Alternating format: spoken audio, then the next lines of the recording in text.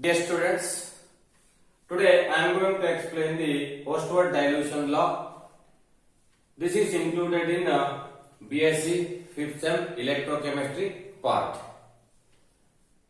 Now, in this postword dilution law, it is applicable for only weak electrolyte. Considering weak electrolyte, Ba is a weak electrolyte. It undergo dissociation to formation of B plus and A minus. These are the two ions are formed after dissociation. Now, in this weak electrolyte, what will be the equilibrium constant at equilibrium? At an equilibrium, what will be the equilibrium constant? So I am going to write the equilibrium constant equation. K is an equilibrium constant. While explaining the equilibrium constant, it is a ratio of the product of the concentration of the product with the concentration of the reactant. So I am going to write the product of the concentration of the product. What are the two products? B plus and A minus is a product, and then here A minus, correct, divided by concentration of the reactant. Concentration of the reactant means Ba, concentration of Ba or concentration of electrolyte. Now, after that, we will consider that C equal to concentration. C equal to concentration, and alpha is equal to degree of dissociation. Degree of dissociation. So that's why concentration of B plus one cation is equal to C into alpha. C into alpha. The same concentration is for A minus. A minus. So I am going to explain this. So this is the concentration of B plus ion or cation. The same concentration of A minus, because whenever this electrolyte, weak electrolyte, it undergo dissociation, okay, equal number of these ions and this A minus is produced. So that's why now concentration of this B plus is equal to the concentration of A minus. Now in this case, K is equal to B plus is equal to C alpha. Concentration of B plus is equal to C alpha, and this is equal to C alpha, divided by what will be the concentration of Ba. Concentration of Ba is equal to now C into 1 minus alpha, because you can consider this as an unity, okay. After the dissociation, now B plus and A minus is formed. That much electrolytes undergo dissociation because it is a weak electrolyte, okay. So that's why 1 minus whatever the total quantity of this electrolyte is taken, okay, part of the molecules undergo dissociation and the formation of the ions, remaining is undissociated form. So that's why you are going to calculate the concentration of undissociated molecules. So C into 1 minus alpha. Okay, 1 minus whatever the degree of dissociation is there, you are going to subtract 1 minus alpha. So that's why here it is equal to C, concentration of this one is equal to C into 1 minus alpha. This is C alpha, this is C alpha. So here concentration of Ba is equal to C into 1 minus alpha. Okay, C into 1 minus alpha. So after that,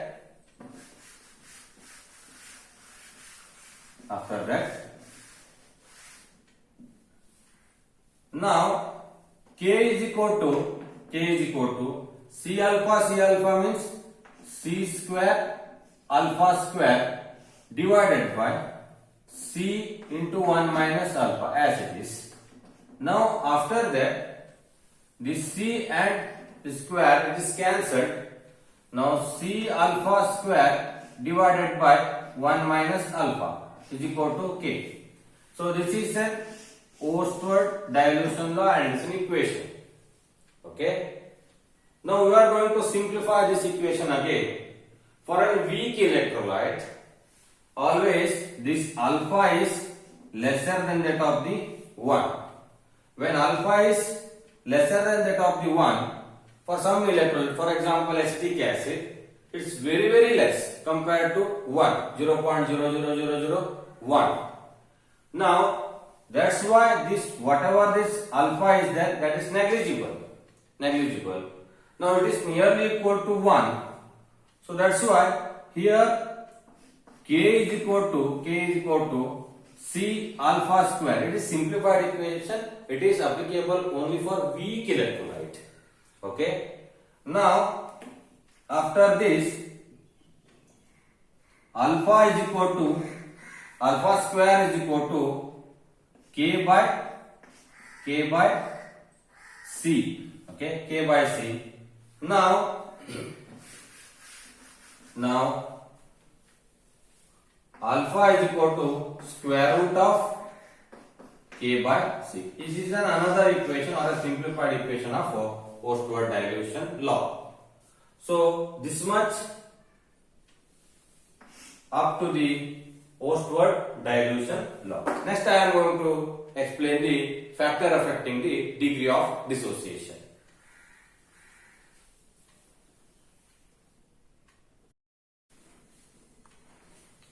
I am going to explain the factor affecting the degree of dissociation. What are all the factors that will affect to the degree of dissociation? 4 to 5 factors I am going to discuss. First factor is nature of the solute.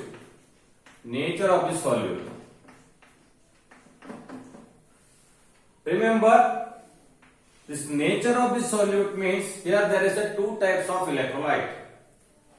One is weak electrolyte, another one is a strong electrolyte. Strong electrolyte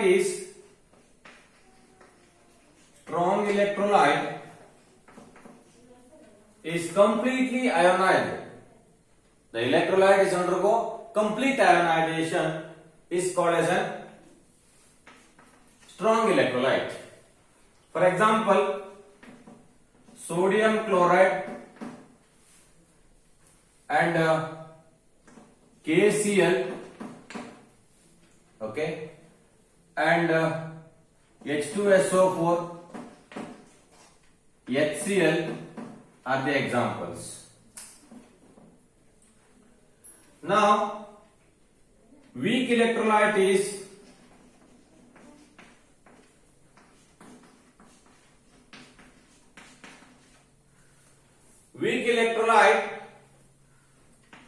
is incompletely ionized, or it is undergo incomplete ionization. Example is Ca3, COOH, NH4OH is an example. Strong electrolyte is the complete ionization of the electrolyte take place That type of electrolyte is called as a strong electrolyte. Weak electrolyte is the electrolyte is undergo incomplete ionization or dissociation is called as a weak electrolyte. Now 100% means sodium chloride is there. This sodium chloride is undergo ionization to formation of sodium ion and chloride ion. Now whatever the molecule is there is undergo ionization to formation of sodium plus and Cl minus. But in the case of weak electrolyte, here there is CH3COOH is there, 100 molecule is there. In 100 molecules, only 10 molecules undergo formation of CH3COO minus and H plus ion. Now if 100 molecules or 10 molecules undergo dissociation to formation of 10 ions of CH3COOH and H plus 10 H plus ion. This is called as a weak electrolyte. Now, when degree of dissociation is higher in the case of strong electrolyte, lower in the case of weak electrolyte. So, in acetic acid, the degree of dissociation is very less compared to that strong electrolyte, like HCl or NaCl or KCl, whatever it may be. So, this is that one factor is affecting the degree of dissociation. Now, second one is nature of solute is over nature of solvent. Very important factor. Now, while explaining the nature of solvent, water is a polar solvent and it is a very good solvent because this water is having a almost all favorable factor to dissolve the solutes. Solute means acetic acid or whatever the electrolyte we have taken. Now, very important factor of the solvent is dielectric constant. When the dielectric constant is higher for the particular solvent, the dissociation or degree of ionization is also higher. In the case of polar solvent, water is an example. Okay. Now dielectric constant is 80. Now dielectric constant means it's the ratio of permittivity of the solute with the permittivity in free space in the solvent. So in the case of this water, it is 80, very high dielectric constant, and so it will drag, okay, or it will break the whatever the attraction between the oppositely charged ions. Suppose the NaCl is undergo dissociation to formation of Na plus and Cl minus. Whenever the separation is more and Na plus and Cl minus, the solubility is also increasing. Now the water is a very good solvent. Okay. Now dielectric constant is also very high. So that's why the degree of dissociation also increases when suitable solute is taken. Okay. In sodium chloride 100% ionization is there. Okay. For weak electrolyte there is no 100% ionization. So part of the molecules undergo dissociation to formation of and ions. Okay. Now this is another factor is affecting the degree of ionization. In polar solvent, the polar solute can dissolve and formation of ions. Degree of ionization is increasing. Non-polar solute is undergo dissociation and formation of the product.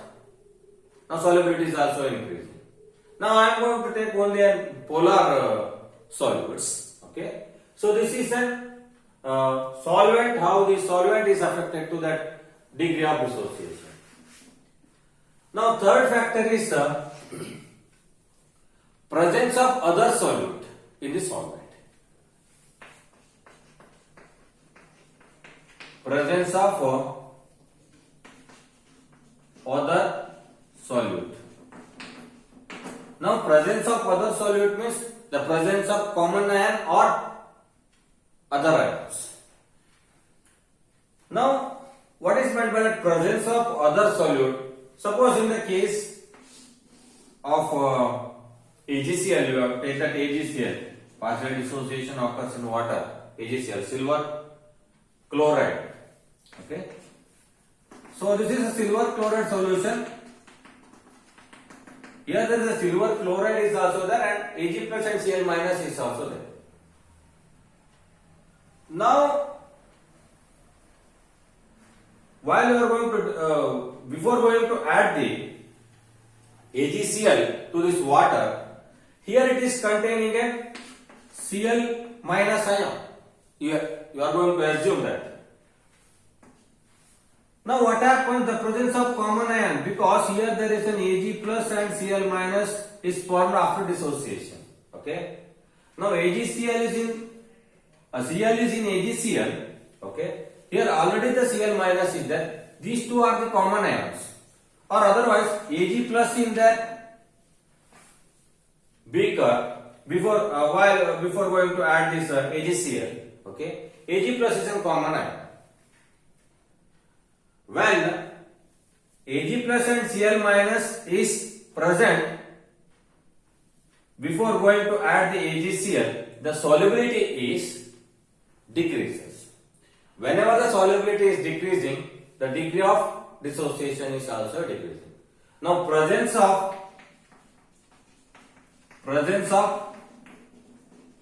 common ion, now degree of ionization decreases. Presence of another ions or different ions, whatever solute you have taken.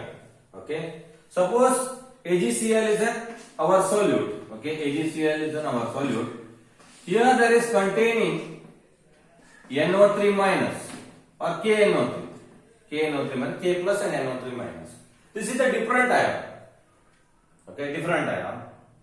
If the different ion is present in this solution, okay, other solute means KNO3 is another solute. Now AgCl is not there, Ag plus is not there and Cl minus is not there. Okay. In this case, the presence of other ions,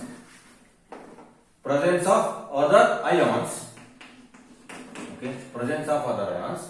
Now the degree of dissociation increases. Okay, this is the factor is affecting the dissociation. Now after that, one more factor we are going to discuss: concentration.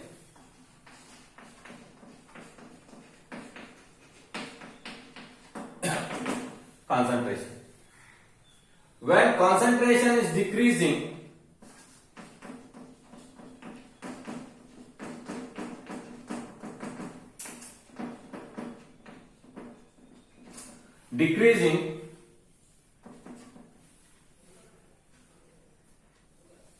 degree or alpha, I am going to write like alpha, degree of dissociation is increasing. When concentration is decreasing, degree of ionization or dissociation is increasing. In last video, I already explained this concept because this is one of the postulate in an Arrhenius theory of an electrolyte. Now, in this case, when the concentration is increasing, the number of ion is also increasing. The space is same, remember, space is same, but more number of molecules or more number of ions present in this space.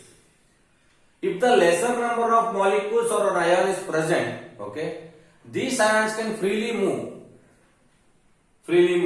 in this space. Okay, in this space.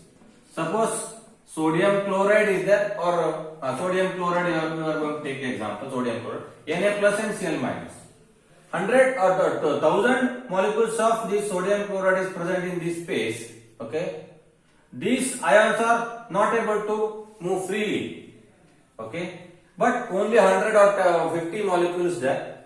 In this area, enough space is there. Okay, and these ions are freely moving. Okay, the force of attraction between these two ions is decreases. Force of attraction is decreasing.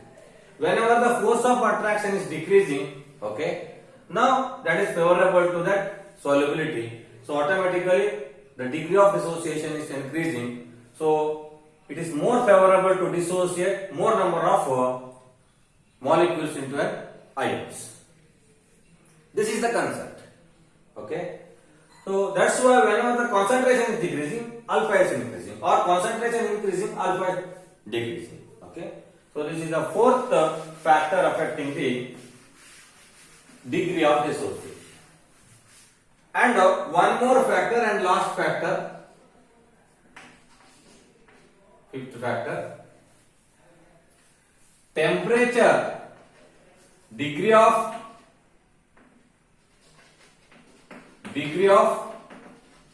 dissociation increases with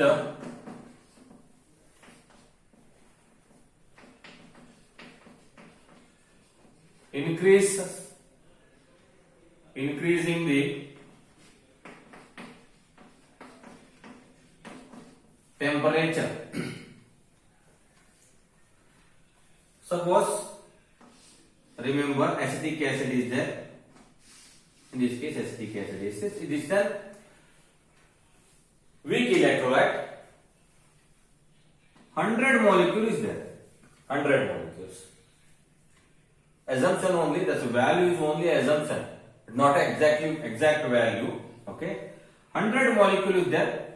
In this 100 molecule, only 10 molecule is undergo dissociation and formation of this CH3, COOH, CH3CO minus and H plus. Now the degree of dissociation is 0.1 or 10%. 10% degree of dissociation. Now you are going to heat this or increase the temperature of the solution. Okay. These 100 molecules, and under normal condition, these 10 molecules undergo dissociation. At a high temperature, again 10 molecules undergo dissociation. Now it is increasing up to, and this is 20%. Degree of dissociation in percentage 20. Okay. So this is the fifth factor is affecting to the degree of dissociation. Okay.